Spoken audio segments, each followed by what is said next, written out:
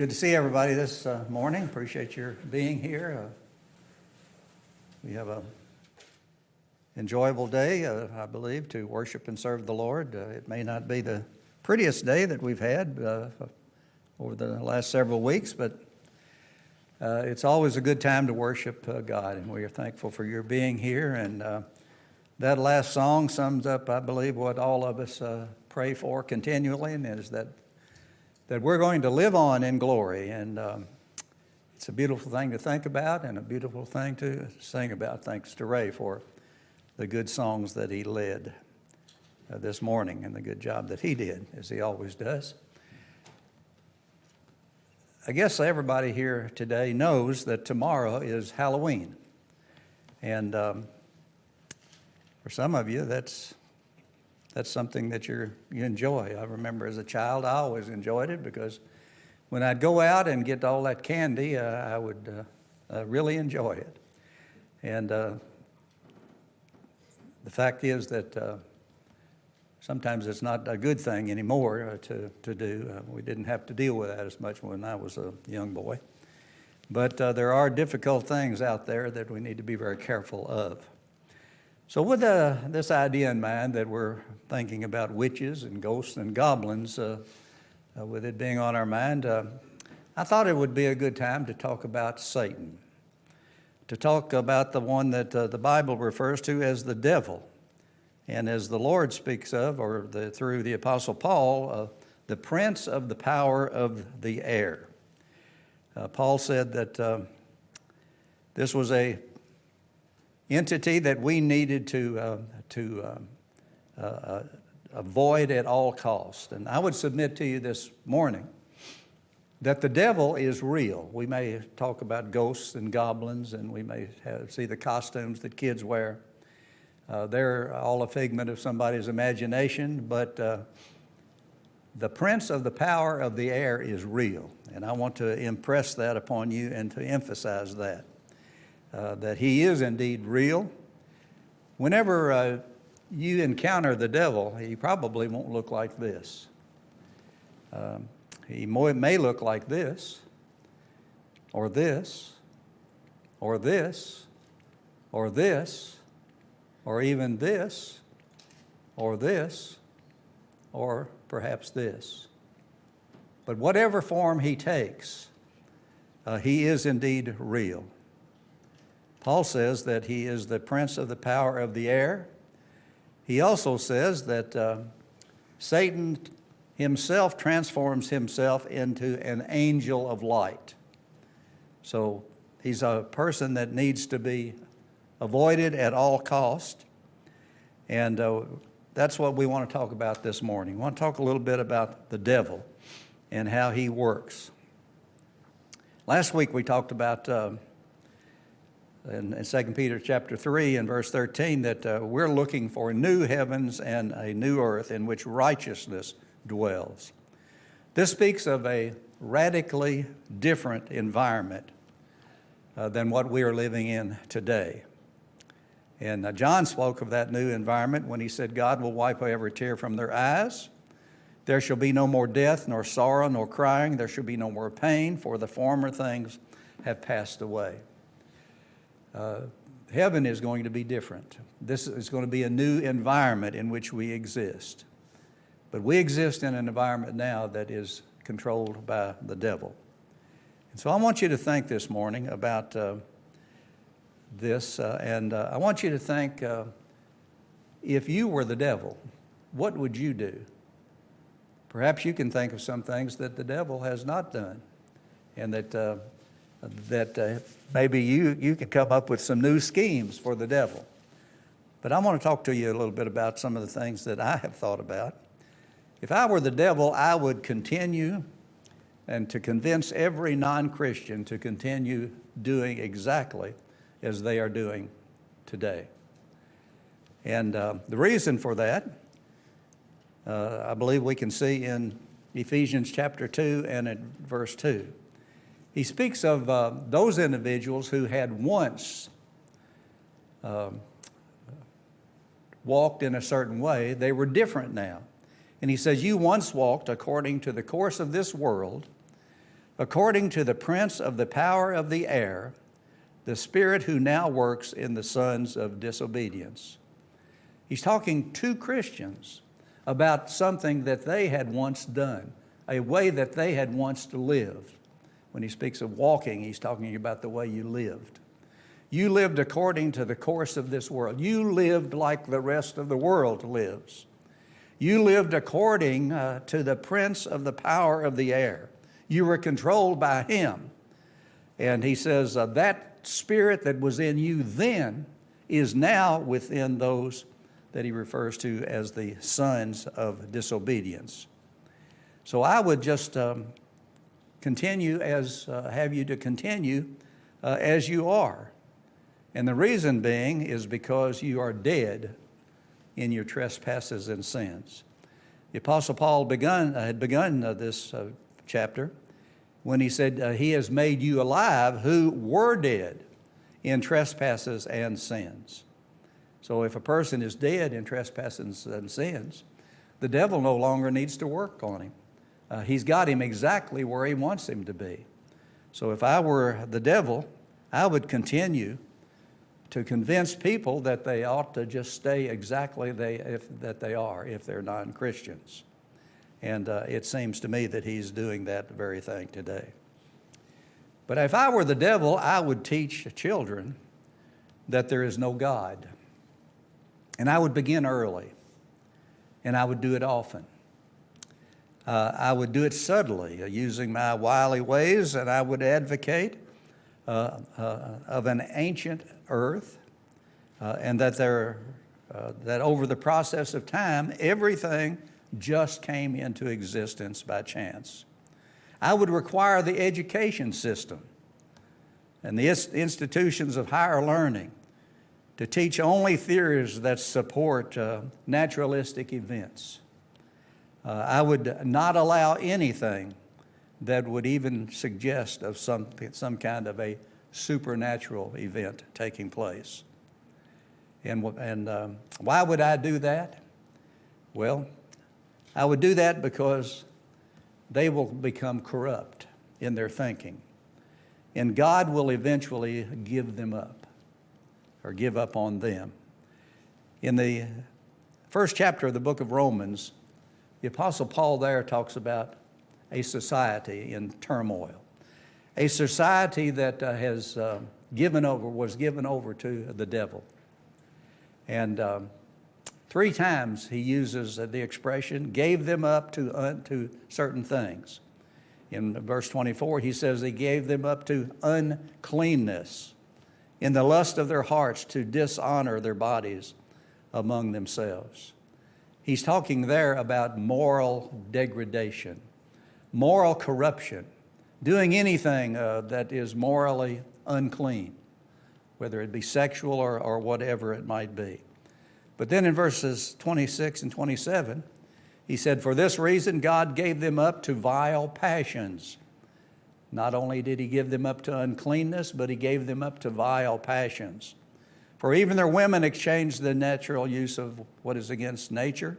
Likewise also the men, leaving the natural use of the women, burned in their lust for one another, men with men, committing that which is shameless, and receiving in themselves the penalty of their errors, which was due. So they go from uncleanness to homosexual activities and perversion. And then the third thing that he says in verse 28, and even as they did not like to retain God in their knowledge, God gave them over to a debased mind, to do those things which are not fitting. Now the Apostle Paul is talking about a society that has gone from bad to worse. And he says that this all began whenever they rejected God. And so that's what I would do if I were the devil. I would get people to reject God. And I would get young children, I would teach them that there was no God. And in doing that, I would ultimately see them have a debased mind. We're in that third realm that he deals with here, I believe, in our nation today. And you think that that's not the case? You look at what's going on in today. When you believe that a woman is in a man's body or a man in a woman's body, that is a debased mind. when you're willing to submit to surgery to correct nature's mistakes, as you believe they are, and teach others, even at an early age, that it is normal, you have a debased mind. And we could go on and on and on and on and on talking about the wickedness that is in the world today and what we see and what we hear with our own ears and our own eyes. And we know that our nation is in great difficulty. And someday God is going to judge us for this. And I believe that we're in the process, even now, of being judged based on what we're seeing and based upon the words that we found the Apostle Paul talking about in the first chapter of the book of Romans. But I would submit to you also, as I mentioned a moment ago, this all starts whenever a person rejects God, that he does not believe in the God of heaven. And in verse 28, we see a beginning there that is exactly what he says. God gave them over to debased minds. They were not willing to retain God in their knowledge, to do those things, and they determined that they wanted to do those things which were not proper. Look at the rest of this verse, the chapter that he mentions here. He says, being filled with all, verse 29 of Romans 1, being filled with all unrighteousness, sexual immorality, wickedness, covetousness, maliciousness, full of envy, murder, strife, deceit, evil-mindedness. They are whisperers, backbiters, haters of God, violent, proud, boasters, inventors of evil things, disobedient to parents, undiscerning, untrustworthy, unloving, unforgiving, unmerciful. Is that not a good description of us in our country even today? And he says and continues and finishes this chapter in verse 32. He says, who, knowing the righteous judgment of God, that those who practice such are deserving of death, not only do the same thing, but also approve of those who practice them. So certainly we see that everywhere around us. Not only do they practice it, but they encourage others to enjoy and engage in their wicked activities. But then if I were the devil, I would convince Christians that it's okay to disobey God. You know, that's a thing, a trick that Satan has used from the very beginning of time. You remember whenever he went to Eve on that occasion in the Garden of Eden, and found in the 3rd chapter of the book of Genesis. Now the serpent was more cunning than any beast of the field which the Lord God had made. And he said to the woman, has God indeed said, you shall not eat of every tree of the garden? And the woman said to the serpent, we may eat the fruit of the trees of the garden, but of the fruit of the tree which is in the midst of the garden, God has said, you shall not eat, nor shall you touch it, lest you die. So Eve was very much aware of God's commandment, and it's shown very clearly here that she knew what she was doing and what she should be doing. But the serpent said to the woman, you will not surely die, for God knows that in the day you eat of it, your eyes will be opened, and you will be like God, knowing good and evil. Of course, we all know the story. Eve gave in to the temptation of Satan, and ultimately everyone has been having to pay the price from that day forward. This argument was even made, or such arguments as this was even made in the 4th chapter of Matthew when Jesus was tempted. But thank the Lord that he was able to resist that temptation. But the temptation of Satan that was offered to the Lord is being offered to us even today.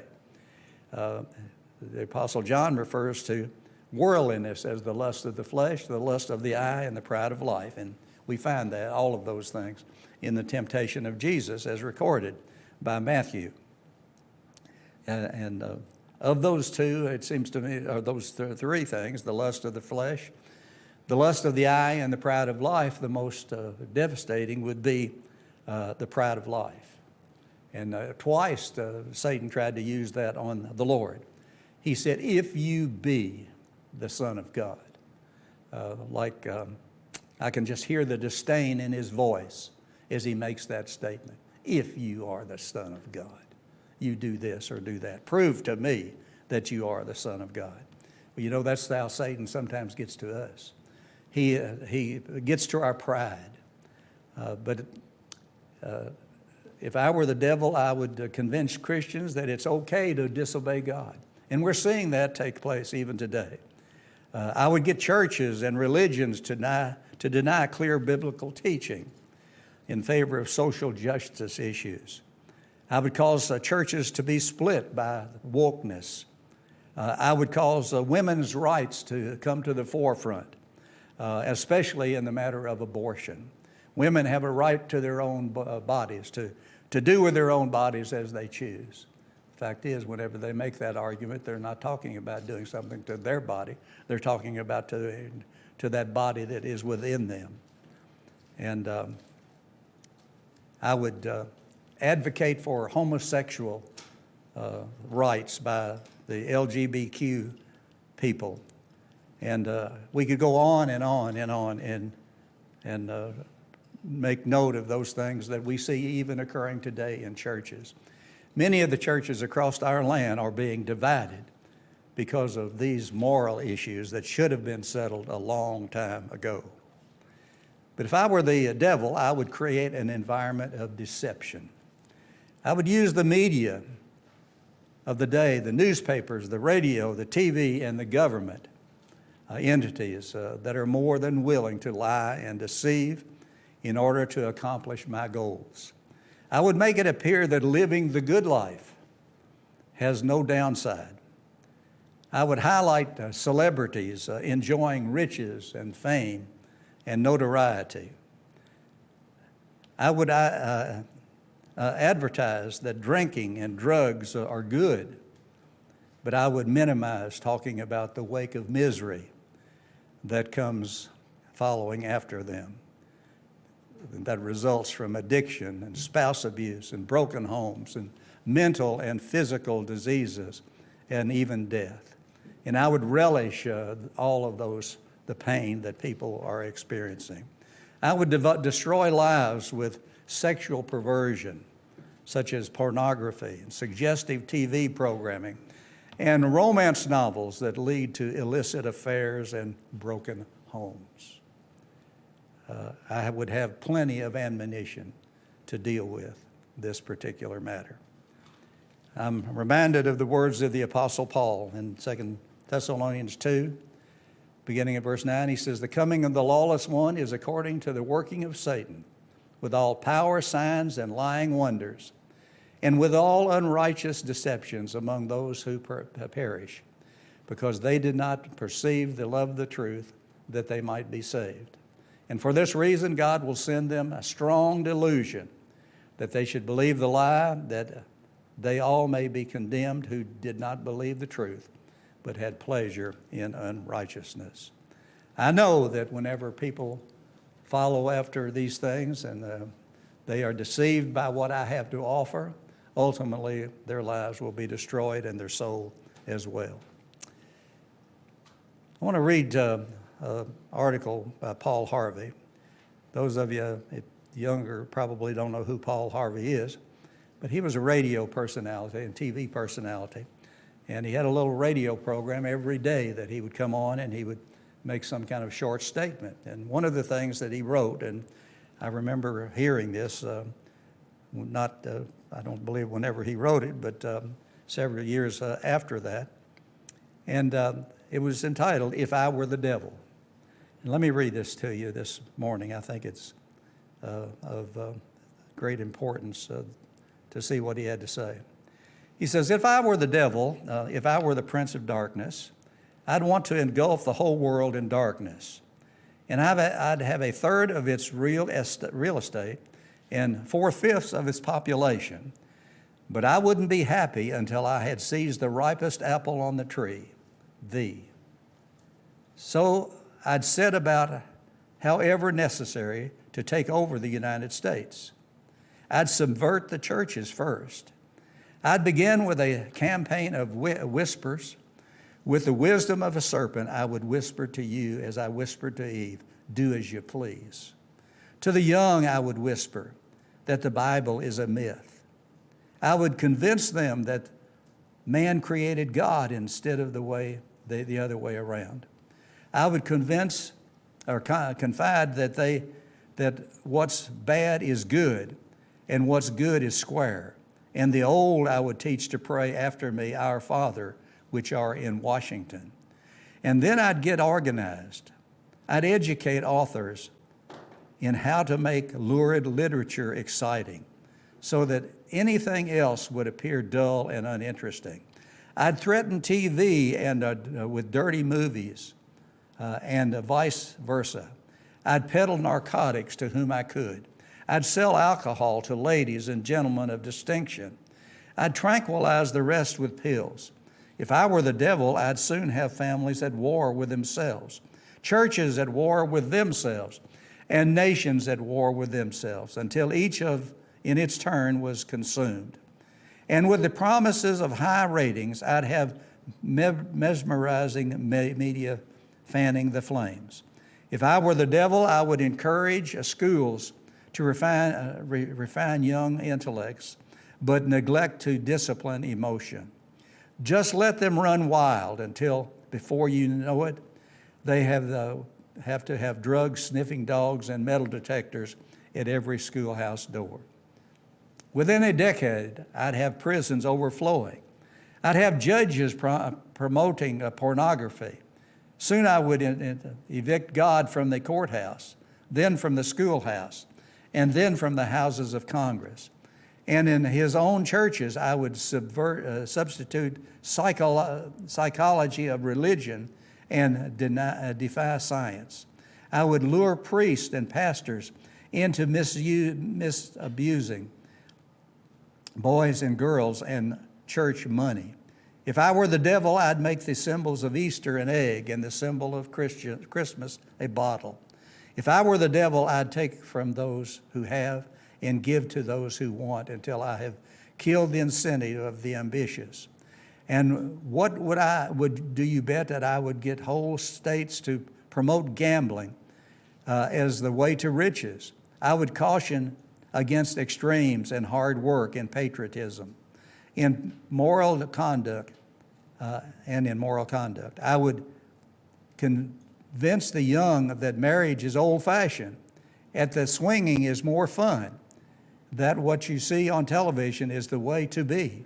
And thus I would undress you in public, and I would lure you into bed with diseases for which there is no cure. In other words, if I were the devil, I'd just keep on right on doing what he's doing. That, believe it or not, was written back in 1965. That's 57 years ago. And from the time that was written, I guess I had my head in the sand in 1965, but it really didn't seem that bad back in 65. But it sure has changed, and it's a lot different today than it was then. So the fact we look at this and we see that Satan truly is an enemy to fear and to be cautious of. But the question comes, can Satan be defeated? And I'm going to tell you this morning, absolutely, yes, he can. But we must first of all recognize that we're at war. We're at war that is totally different from any war that the world knows of. The Apostle Paul expressed it well in Ephesians 6 when he said, "For we do not wrestle against flesh and blood, but against principalities, against powers, against the rulers of the darkness of this age, against spiritual hosts of wickedness in the heavenly places." And we're in a battle that we need to recognize that's exactly what we're in, and that it is a spiritual battle. Paul said in 2 Corinthians 10 and verse 3, "For though we walk in the flesh, we do not war according to the flesh. For the weapons of our warfare are not carnal, but mighty in God for pulling down strongholds, casting down arguments and every high thing that exalts itself against the knowledge of God, bringing every thought into captivity to the obedience of Christ. This spiritual battle is won or lost in that thing we call the brain between our eyes. And we need to recognize that we are in a spiritual battle. And we're dealing with an enemy that wants to totally destroy us. The Apostle Peter said in 1 Peter 5 and verse 8 that he is an adversary, the devil that walks about like a roaring lion, seeking whom he may devour. You've seen these animals on TV as they feast in the wild. And whenever they get done, there's nothing left. Perhaps bones on occasion. But they totally destroy that which they go after. And that's exactly the imagery that the Apostle Peter is speaking of here. And we must be prepared. If we're going to win this battle, we must be prepared. The Apostle Paul in Ephesians 6 and verse 11 said, "Put on the whole armor of God, that you may be able to stand against the wiles of the devil." God has given us that which is necessary to win this battle. He says in verse 13, "Therefore take up the whole armor of God, that you may be able to withstand in the evil day. Having done all to stand, stand therefore, having girded your waist with truth, having put on the breastplate of righteousness, having shod your feet with the preparation of the gospel of peace. Above all, take the shield of faith, which is able to quench the fiery darts of the wicked one, and take the helmet of salvation and the sword of the Spirit, which is the word of God." God has given us that which is necessary to defeat this enemy. And we can do it if we'll do that which he says. Take up the whole armor of God. You notice he says above all. The reason that we emphasize so much the preaching of the gospel and people studying and on a regular basis is because it strengthens our faith. And that's where we're able to fend off the fiery darts of the devil with a strong faith. But we must realize that we can win. James says, "Resist the devil, and he will flee from you." And we find in Hebrews, the 2nd chapter, that thank God that this victory has been won for us. It's something that we ought to give God thanks more often than we do. "Inasmuch then as the children have partaken of the flesh and blood, he himself likewise shared in the same, that through death he might destroy him who had the power of death, that is, the devil, and release those who through fear of death were all their lives subject to bondage." So God has done his part. He's made it possible that we might be made free from the clutches of the devil. And the question that we have this morning, what are you going to do about it? What is your condition before the Lord? If you need to obey the gospel, won't you do it this morning? Won't you take advantage of the time that God has given to you to think about what we've said this morning and to recognize your condition if you're not a child of God, that the devil has got you exactly where he wants you. But you need to obey the gospel this morning through faith, repentance, confession, and baptism. If you've gone astray, we would encourage you to come forward as well. Won't you do it right now as we stand, as we sing?